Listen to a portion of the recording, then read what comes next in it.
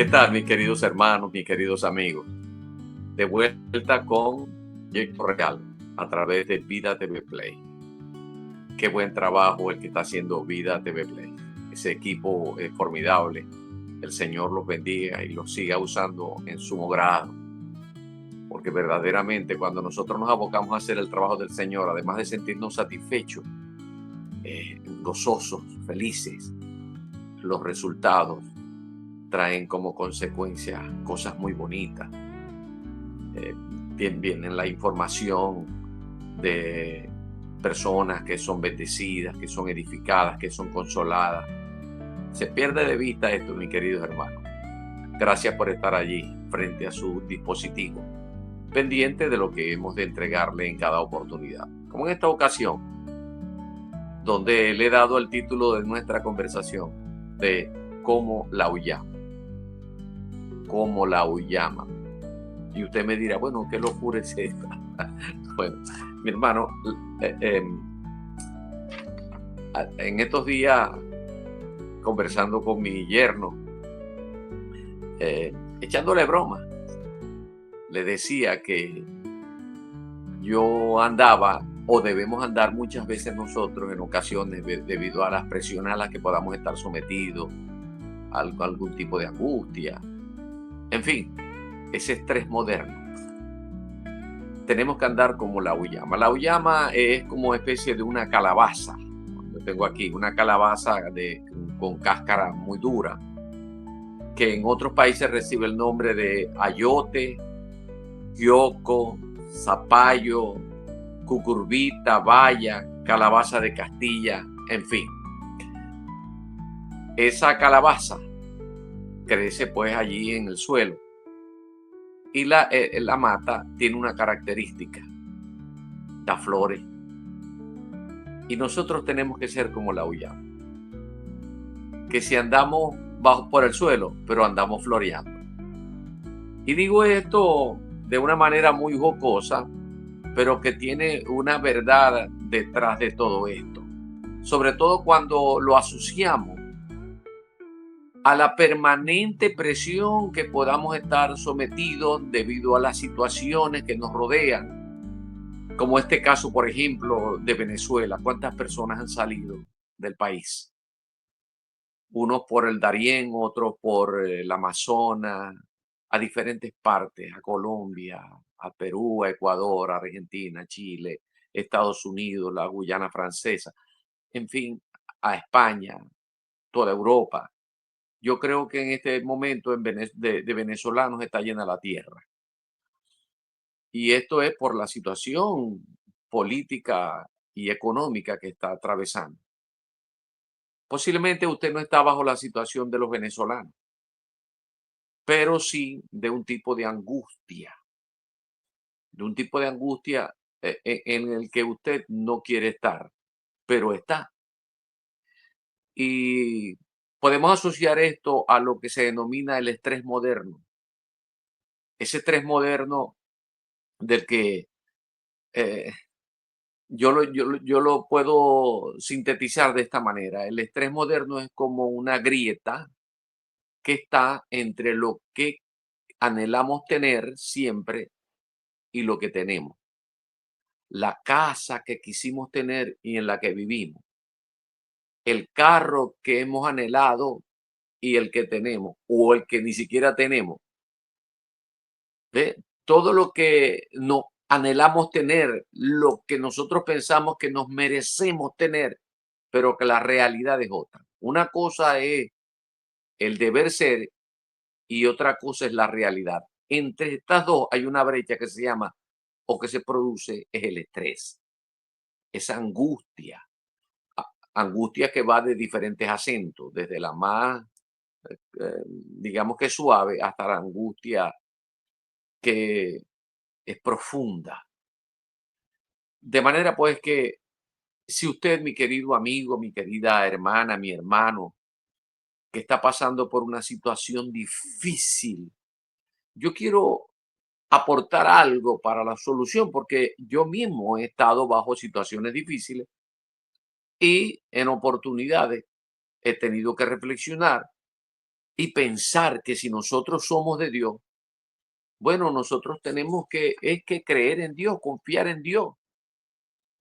Y es que acaso Dios no nos lo dice a través de su palabra. Hay una porción que encontramos en la carta a los romanos, en su capítulo 8 y en el versículo 28 dice así, comparto con usted. Y sabemos que a los que aman a Dios, todas las cosas les ayudan a bien. Esto es, a los que conforme a su propósito son llamados. Todos nosotros, Dios tiene con nosotros, con cada quien tiene un propósito. Y si se está hablando aquí, por supuesto que lo que está atacando aquí Pablo cuando escribe esta epístola a los romanos, está hablando de los efectos de salvación, pero del resguardo, de que somos de Dios. Nosotros somos de Dios. Usted es de Dios, usted lo sabe. Entonces, ¿por qué tanta angustia y angustia en extremo? Aquí dice que todas las cosas nos ayudan a bien. No dice algunas cosas, sino todas las cosas. Y todas las cosas son todas. Esas, esas cosas son las que a veces nosotros hemos catalogado como malas y otras son buenas, pero dice que todas las cosas, solo que el ser humano tiene que vivir un día a la vez. Dios las ve todas juntas y el resultado es que todas las cosas nos ayudan a bien. Pero nosotros tenemos que vivir, que nos enfermamos y creemos que hasta nos vamos a morir. Y luego al final viene la recuperación, Dios va proveyendo, porque Dios siempre está fraguando un plan para el beneficio total de nuestras vidas. Dios está con nosotros todo el tiempo hasta el final. El mismo Salomón en una oportunidad dijo así, y esto lo recoge Eclesiastés en el capítulo 3, los versículos 10 y 11. Escúchenlo bien. Yo he visto el trabajo que Dios ha hecho a los hijos de los hombres para que se ocupen en él, del trabajo. Todo lo hizo hermoso en su tiempo y ha puesto eternidad en el corazón de ellos sin que alcance el hombre a entender la obra que ha hecho Dios desde el principio hasta el fin. A veces nosotros no sabemos realmente cómo es que Dios está obrando. A veces, en el mejor de los casos, como que sospechamos o entendemos o se nos olvida que Dios nos ama y que Dios es soberano. Dios es soberano. Todos sus atributos están actuando siempre a nuestro favor, solo que nosotros no sabemos. Cuando aquí está hablando Salomón como rey, él dice que Dios puso en nosotros eternidad, en nuestra mente. Nosotros sabemos que el asunto es eterno y que Dios tiene planes con nosotros para los efectos de la eternidad. Pero nosotros no sabemos cómo es que Dios va obrando. Y esto es precisamente el centro de nuestra conversación.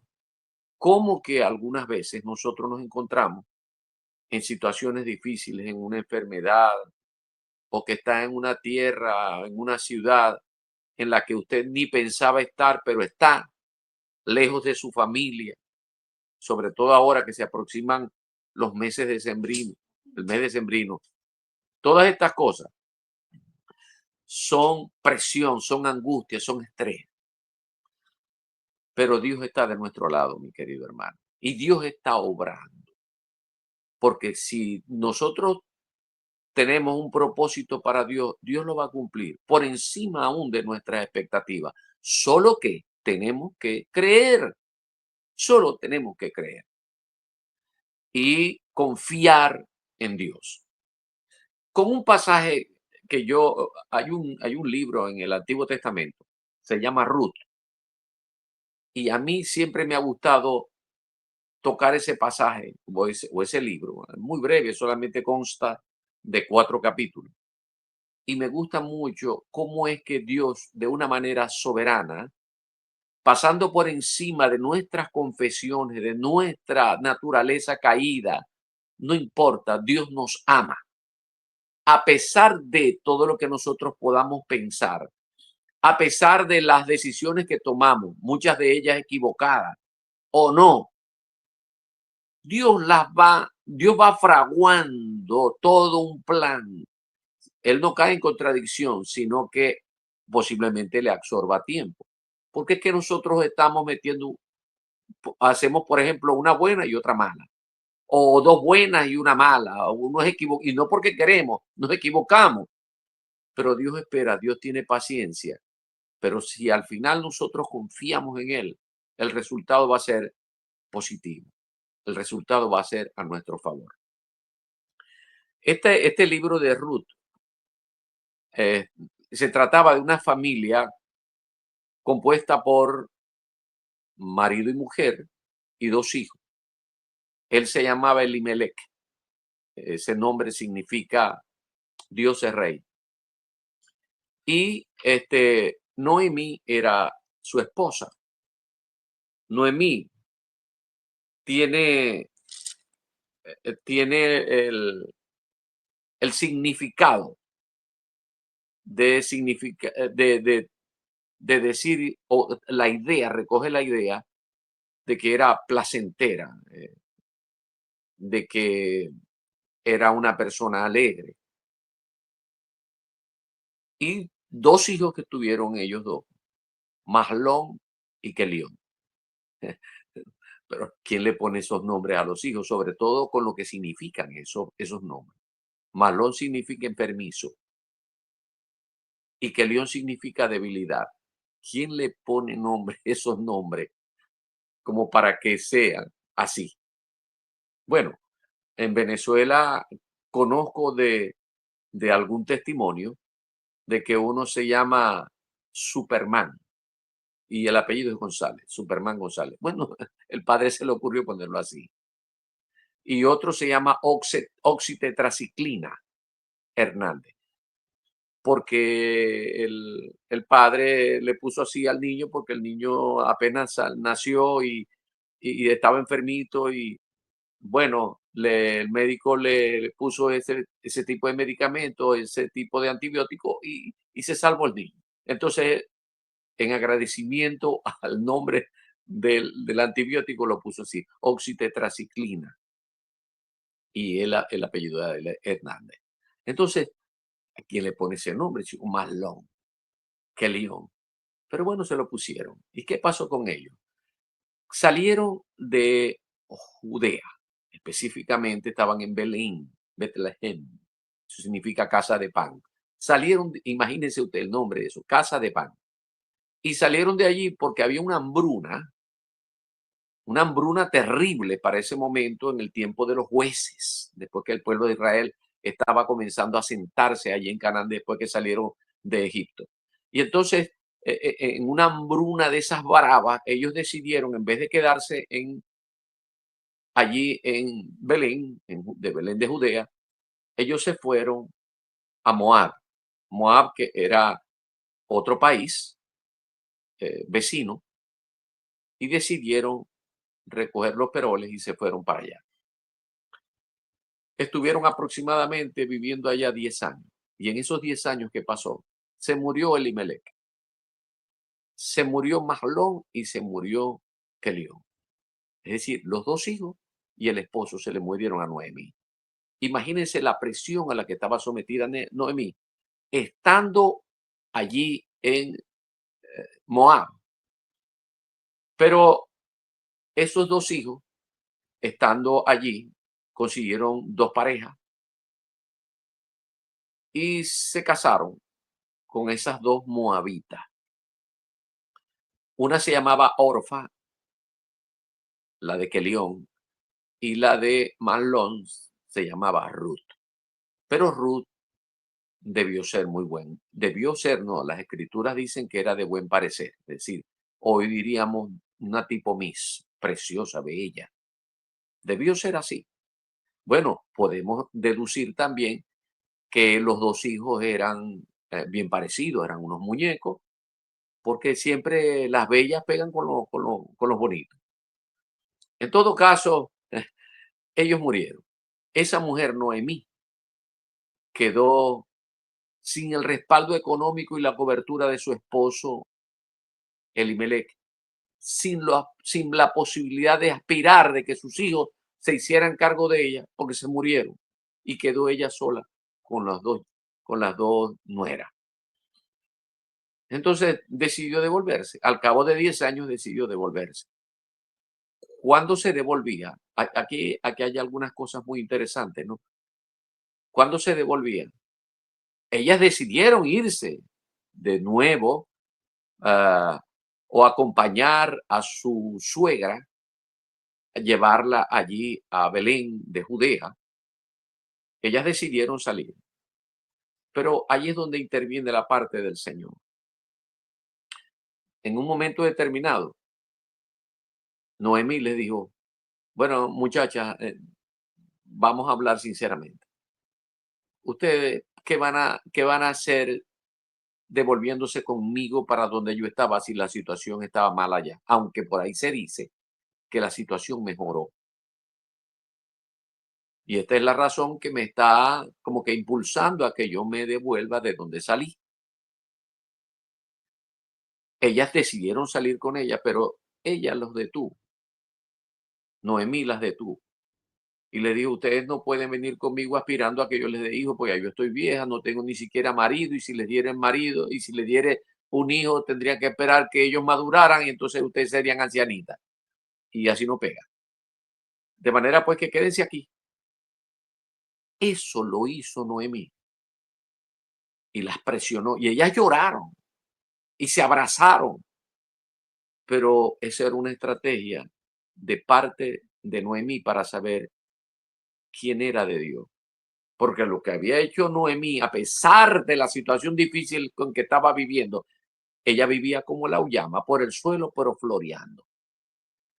Ella vivía en dificultades, pero ella no desistía de creer. Ella honraba y amaba a Dios. El que no desmaya en el atender y esperar en el Señor, aunque muchas veces allá habló cosas. No me llamen así, Noemí. No, no, yo me llamo es Mara, porque Mara significa amargura, porque en amargura me ha puesto Jehová. Y muchas de esas cosas se dicen en plena situación difícil, como la que hizo el mismo Lot en su momento. Pero ella, cuando les dijo que se devolvieran, que se devolvieran a su casa y que buscaran un marido y se casaran, que ella se volvía sola otra vez allá a Belén de Judea. Entonces, una de ellas se devolvió.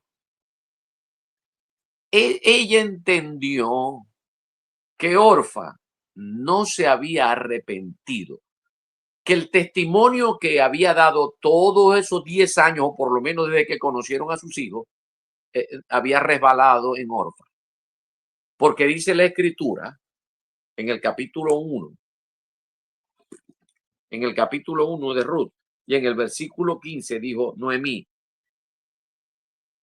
he aquí que tu cuñada le dijo a Ruth, he aquí que tu cuñada se ha vuelto a su pueblo y a sus dioses. Porque los moabitas, ellos inclusive tenían un dios llamado Moloch al que le ofrecían hasta los hijos. Ellos eran politeístas y eran vecinos, pero eran politeístas. Tienen varios dioses, pero en medio de ellos estaba una hija de Israel que estaba bajo la promesa de Abraham, que está bajo la cobertura de Jehová Dios.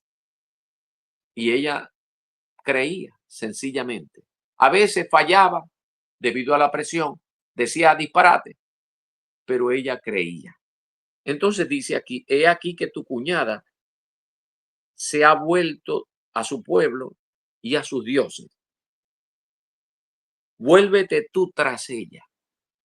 Ya ella sabía qué había ocurrido. Entonces, cuando Ruth emite las palabras de alguien que había creído en Dios, ¿Y cómo había creído alguien en Dios si no hubiese sido por el testimonio de su suegra Noemí?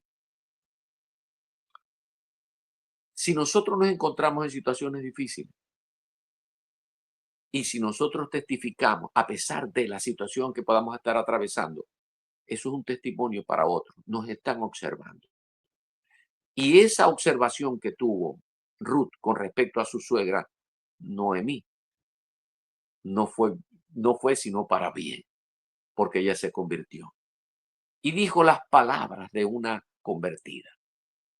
Entonces, cuando Noemí le dijo, bueno, vuélvete como tu concuñada, pues vuélvete allá y regresa a tu Dios. Y yo, no, no, no es así. Escuchen la declaración preciosa que esto inclusive la han tomado como un punto de referencia para la historia, para la literatura, para la poesía. Es algo bellísimo, donde Ruth le dice a Noemí, no me ruegues que te deje y me aparte de ti, porque a donde quiera que tú fueres, iré yo, y donde quiera que vivieres, viviré yo. Tu pueblo será mi pueblo y tu Dios mi Dios. Donde tú murieres, moriré yo, y allí seré sepultada. Así me haga Jehová y aún me añada que solo la muerte hará separación entre nosotras dos. ¿Saben lo que significa la palabra Ruth? Amistad o amiga. Y verdaderamente se comportó como tal. Ahora era una amiga conversa porque las dos tenían a Jehová como su Dios. A partir de ese momento, Ruth se convierte en la bendición para Noemí, porque Noemí tuvo que regresar a Belén de Judea. Y entonces, cuando llegaron allá las dos, se dieron cuenta que un familiar de su esposo, Elimelech, que es Boz, era un hombre rico. Ahí yo pensé una cosa, ¿no? Era un terrateniente, un rico. Y yo, bueno, ¿y cómo es que ellos antes de salir para allá, para Moab, no se acercaron a este hombre que era rico, que era familiar de Elimelech, y le pidieron por lo menos, le pidieran un empleo? Bueno, no sé por qué, será el orgullo. ¿Será que a veces no actuamos así, sino por el orgullo? O porque definitivamente la hambruna era tal que había una sequía. Y en la sequía las propiedades que pudo tener Boaz también lo afectó a él. Pero en 10 años se recuperó, se corrió la información y llegó hasta los oídos de Noemi, que estaba allá en esa tierra, en lo que hoy se llama Jordania, por cierto. Y entonces ella regresó. Usted puede leerlo y darse cuenta cómo es que de una manera muy especial llegó Noemí con su nuera, Ruth, que era preciosa, y cómo el veloz Boz, que era una persona ya de cierta edad, yo me imagino que era cuarentón el hombre, quedó tocado por la belleza de aquella mujer. Ah, es la familia. Bueno, entonces vamos a proceder a acercarnos de una manera muy especial y bendecir a estas mujeres. Qué oportuno, ¿no? Pero lo cierto es que nosotros podemos concluir en esto. Usted puede leer esa historia de Ruth y es preciosa. Total que Ruth termina casándose con este hombre, con Boaz, que era un familiar del esposo de Elimelech, de Noemi. Y él termina siendo la pareja que Dios utilizó para bendecir a Noemí, porque Noemí perseveró, porque Noemí le creyó a Dios y definitivamente se entregó a él sin entender por qué ellos tuvieron que ir allá a Moab y perder los dos hijos. Bueno, en todo caso, Dios le proveyó la hija que no tuvo y la hija que le vino artificiosamente, pero vino porque era un recurso que Dios le estaba dando. Ruth fue la provisión, fue la hija que no tuvo Noemí, aunque suplió los dos hijos que se fueron enfermos, inclusive el esposo, fue la bendición. Mi querido amigo, mi querida amiga, mi hermano y mi hermana, Dios tiene una provisión para usted. Siempre. Dios está fraguando un plan a su favor. Usted no sabe cómo, pero Dios sí, porque la ama y está por escrito que Él está interesado en nosotros. Él está interesado en usted. Espere en el Señor y pregúntele a Él. El asunto es este. ¿Cómo le va a preguntar a Él si usted no le gusta ni siquiera orar? O no lo tiene todavía por Señor. A usted, mi amigo, mi amiga, que está en este momento, dígale al Señor, Señor, yo te recibo como mi Salvador. Oh Jesús, gracias por morir en una cruz. Perdona mis pecados, límpiame y dame de tu Santo Espíritu. Y que ahora pase a formar parte de la familia de Dios. Yo quiero que esté cerquita de mí. Amén. Si usted hizo esto, entonces usted puede acercarse a Dios, plantearle en este momento el problema que usted tiene, que esté en México, que esté en los Estados Unidos, que esté en Colombia, que esté en Argentina, en España, en Francia, donde quiera que usted esté. Si usted está pasando por una situación difícil, Dios le va a proveer a su Ruth, que puede ser una persona o puede ser una situación, todo un paquete que se puede llamar Ruth, que es la provisión de Dios a su favor, la que ha estado fraguando porque usted está confiando en Él. Recuerde que todas las cosas nos ayudan a bien, todas, no algunas, las que inclusive podemos denominar como malas. Todo eso se configura que al final nos es de bendición. Si esta conversación ha sido de gran utilidad, compártala con otros. Asegúrese de que esto es para ser compartido hacia otras personas. Medite, porque esto no es coincidencia, es providencia de Dios. Por ahora me quiero detener en el comentario en esta nuestra cita a través de Vida TV Play, de su programa Proyecto Real, la voz de la comunidad cristiana Plenitud. Dele like, visítenos constantemente y haga que estas conversaciones sean de gran utilidad, no solamente para usted, sino para otros. Por ahora, que el Señor me los bendiga en su morada.